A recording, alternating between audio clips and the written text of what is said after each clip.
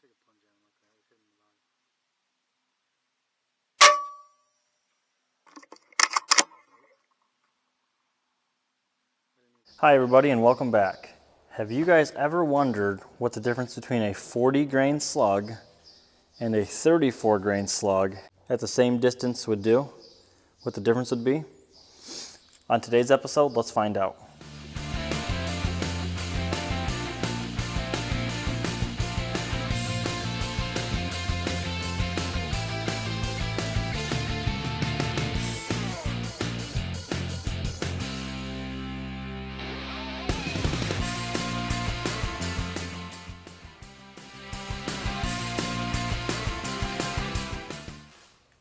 So before we get into the shooting aspect of everything, let's go over the why it matters, or why we would want to, I guess. Because you might be thinking, well, my gun does fine the way it shoots right now, and I'm kind of the same boat. But if you run the ballistics on a ballistic calculator like I did, here are the results. I'm going to post them on the screen too so you can read it to follow along, but I'll go over this briefly as possible. Right now this gun's set for 34 grain slugs. I've talked about it in another video I just did. But 34 grain slug at 100 yards, I've got to come up, and I'm shooting in minute of angle, 6.83 minutes. 100 yards with a 40 grain slug is 6.56. Shooting the exact same velocities, just because of the better ballistic coefficient, the longer bullet stabilizes better, and obviously it's carrying that energy further. Because it weighs more. It's 6 more grains, it's not a whole lot, but it's enough to make a difference. Wait till you hear what happens at 300 yards. 300 yards with a 34 grain slug is 51.14 up. And at 300 yards, I'm 47.69. So that is incredible. Now that's just ran off a ballistic calculator. We don't know how accurate that's really gonna be, so that's what we're gonna find out today, is just, does it really make that much of a real world difference? Here's some interesting facts. With a 40 grain slug, at 382 yards, it matches the velocity of a 34 grain slug at 300. It takes 384 yards to match 300 yards with these, okay? These have 80 something more yards of velocity left in them compared to a 34 grain.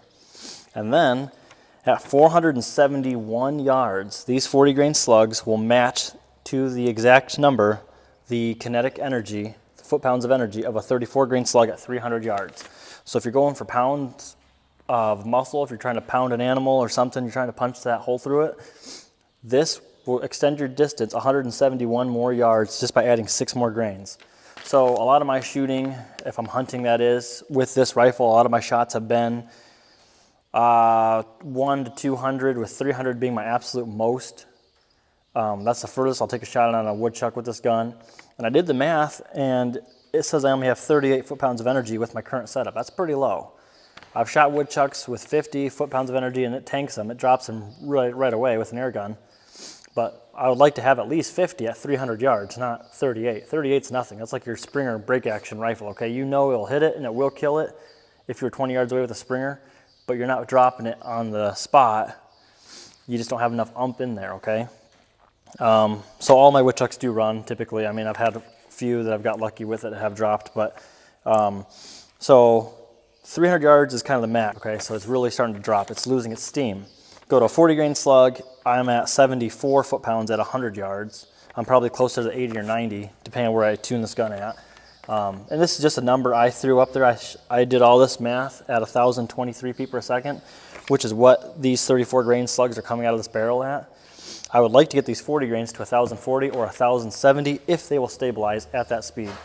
So we might even have better numbers yet. But this is just all the same data, okay? Just the only thing difference is the weight of the bullet and obviously the ballistic coefficient that is given to me on the bottle based on the length and the weight, okay? So at 300 yards, I got 51 foot-pounds of energy with the 40 grain slug. So 300 yards will still be my max, but now I have a better chance of killing that animal more humanely. And I'm also less disrupted by the wind. I'm holding 0.86, so less than a minute of elevation or windage. And this is all factored with no wind, just off the spin drift of the bullet. And then I'm holding 1.02 left with a 34 grain. So that's the math, that's the data in front of it. Let's put it to real world use and see what we come up with. I know that was a little bit of a yapping, so hopefully you guys are still with me on this, but this is going to be exciting for me, I guess. But 34 grain slug, we'll just do some comparisons. I got 379 thousandths length. Now this will differ from brand, manufacturer to manufacturer. 40 grain slug from Javelins. Now these do typically run longer. I think they really try to do that on purpose just to get you some more stability. I'm at 460 thousandths of an inch. That's quite a bit longer, okay? We're almost 100 thou over or longer. So I've got a few different types of ammunition in 40 grains to test. We're gonna see which ammunition the gun likes the best, and we're going to tune it to get as much speed as we can. I know I'm losing my shot count. That's the only thing that differs. They've proven this with center fires. I mean, they've done this probably a long time ago. I just recently found out about it probably 5 years ago when I started shooting long range with my 308, buying the Hornady the Hornady ELDX bullets. Those were the heavy for caliber bullets. And I was shooting like a 187 grain out of a 308. And I did take that to 1,000 yards and have impacts on steel. And I don't know if I fell into the transonic zone or not. I didn't know enough back then. I don't really care. So people have been doing this for a long time. I guess the question you gotta ask is it worth it to you? Because in a hunting situation, I'm only taking a few shots per a day shooting at animals. Where if you're target shooting, you might shoot a lot more. You might want a lighter bullet. If you're close enough, the wind's not gonna affect you. There's these factors you have to consider. But for me, I'm gonna go tune this gun for hunting and possibly some PRS shooting this year still. So if I'm shooting a 40 grain, I'm tuning this a lot closer to my actual rimfire. And then I can practice even more closer than I was with a 34 grain. So just another excuse to try it. Plus I'm interested. I really like to test things out and find what the big deal is about it all, I guess. So to me, this is kind of interesting. So hopefully you guys find it interesting as well. I'm hoping we can still get at least 16 shots out of the gun with the current air setup we have. We will find out, so stay tuned. Okay, so I just shot that 5-shot string in front of the chronograph, got an average velocity, and then did the 5-shot string at 60 yards, got an average velocity. Threw that into JBM Ballistics. I'll post a screenshot, and if I remember, I'll try to tag the website in the description. Gave me an average BC of 0.123 of a G1 BC, so that's a lot higher than I thought it was. So I was inputting the Kestrel 1.08 based on what the can said on the website, so yeah, we were way off. So that's going to change our data quite a bit. But now we're going to shoot these 40 grain Zans and Javelins and H&Ns. We're going to see what kind of BC we get with those and accuracy. With the 40 grain Javelin selected as they shot the best out of my rifle, the only thing left to do now is to test them out. Lucky for me, last month in May, a ton of baby woodchucks were born, and I have a slew of woodchucks once again back on my property. As luck would have it, a few days later, another woodchuck comes out, this time much larger. I've been kind of taking it easy on these small woodchucks because I want them to grow up just a little bit so I could have some more fun with them. However, this bigger woodchuck almost eludes me. Luckily, I get a shot off just before it gets wise.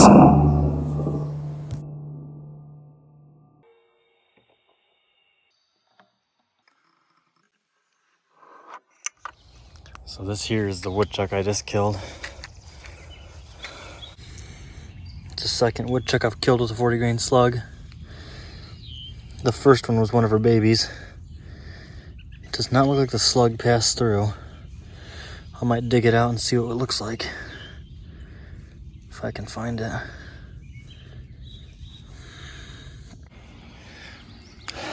Wow, so I am not sponsored by Javelin slugs, and I know this is a little graphic. Okay, so I just cut this slug out of this. This is at 50 yards. Did not pass through, which is a good thing for the most part. You want it to dump you want that bullet to dump all of its energy inside of the animal so it has the most effective way of killing it. But I kind of like pass-throughs because that just means my gun's, powerful, which it is. It's, I got this thing slinging at 1,020 feet per second right now, 40 grain slug. But check out that expansion.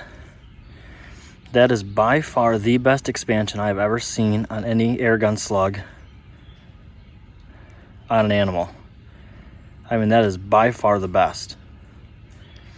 The H&N 34 grains did not do this. It just mangled them up. I think the lead wasn't quite as soft, and it might be these are taller. Being 40 grains, they maybe can squash better. You know, there's probably some variables like that involved, but this is what you want to see. I mean, look at that rifling in there, the rifling marks. So these are the Zans, or no, these are the Patriot 40 grain slugs. This is the Gen 2s. This is the second woodchuck I've shot with these. The first one was a baby from her, so it doesn't really count. That one did do a pass through and about blew its eyeballs out, and that was at 50 yards as well. This actually might have been closer than 50 yards. This might have been 30 yards away, but this right here literally ended up, I actually ended up cutting it right out of its skin. It was kind of caught up right up in there. So it passed through all the vitals. I shot it kind of right back in the head on an angle. You can see the scope cam footage, but it was kind of a rush shot. But yeah, I'm very, very impressed. This is what you want to see. And this Saturday I'll be going woodchuck hunting, so hopefully we'll be able to put these more to the test.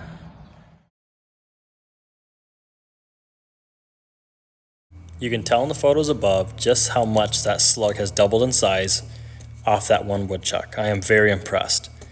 Now with the data we have collected, we are heading to the fields to further test these out at distance. Most of the shots around my house are 50 yards.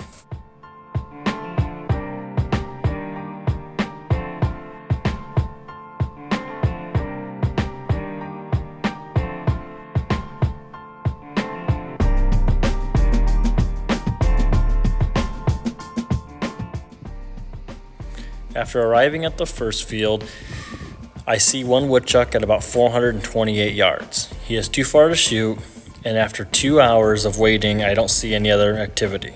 So I move on to this next field. You can see in these photos above just what the damage is in this one area of what these woodchucks can create. There are multiple spots just like this. So I literally turn around from glassing that one woodchuck at 428 yards, and there is this guy standing at 50-some yards. The first shot I do rush. I was totally unprepared, and I end up grazing the top of its head, I discover later. It takes me 2 more rounds to get her down, end up finding out it's a she, and you can see in the next clip just what it looks like. Also, pay attention to the crops around this woodchuck, as this is the damage they create. You can see how thin the field is right where I'm standing.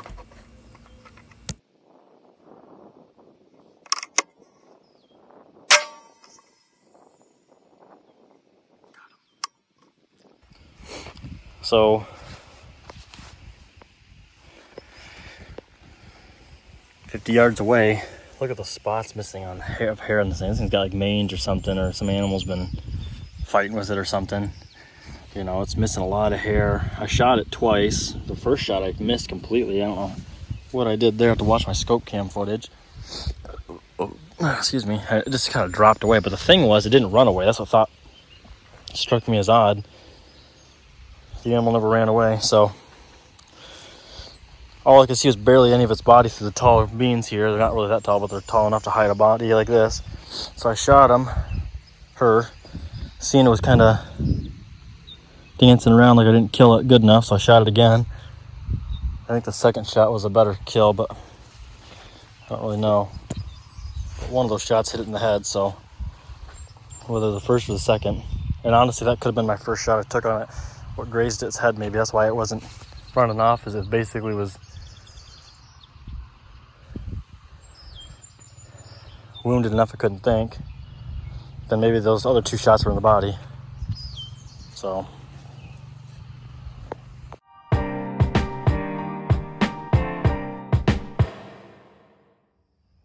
it is so nice to come out here sometimes and just take in all of this beauty of nature while hunting these woodchucks. Sometimes it's not always about getting a ton of woodchucks, just enjoying the noise.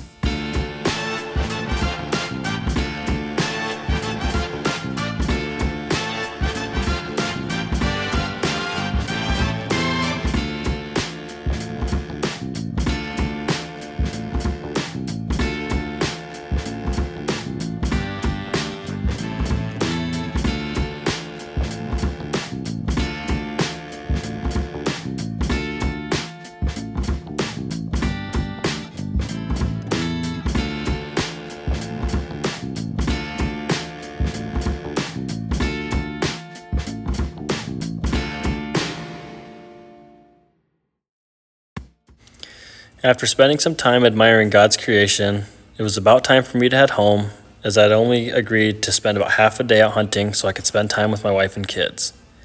However, the fun does not stop there. Once I arrive at home, I have 4 woodchucks waiting for me in my front yard. These are all about a month and a half year old at this point, and they need to be taken out. I just could not believe my eyes on how many woodchucks there was. I've got 4 in that mess, believe it or not. Some of them are lower than the grass, but you can see this one to the right. I've got my sights set on him.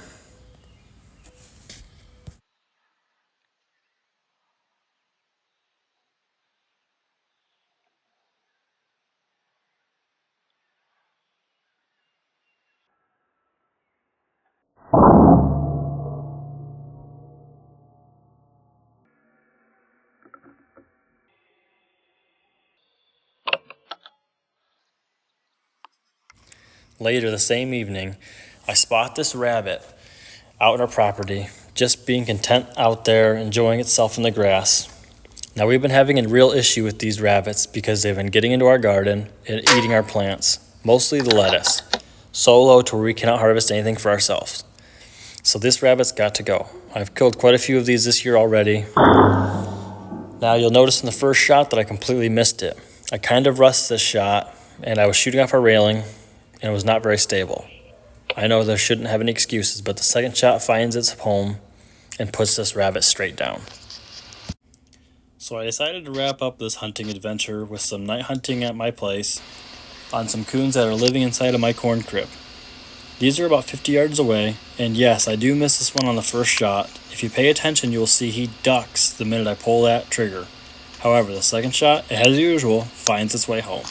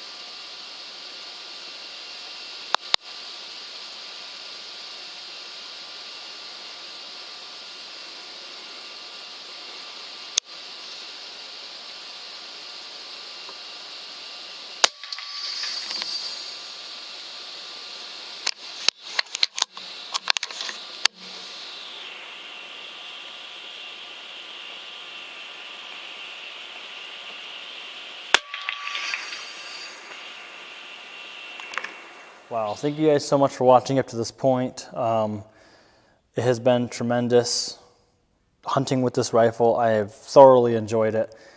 These 40 grain slugs are exactly what I wanted so far. I have not been able to do any long range hunting, but I did take them out on a PRS style match at my place I hosted last weekend, and I shot 400 yards with this current setup with a 40 grain slug and hit with a first round impact. I was beyond ecstatic about that. I've never shot that far with an air gun, but I have shot that far with a 22 rimfire, and it's a lot of fun, feels really good, and the gun just performed flawlessly, okay?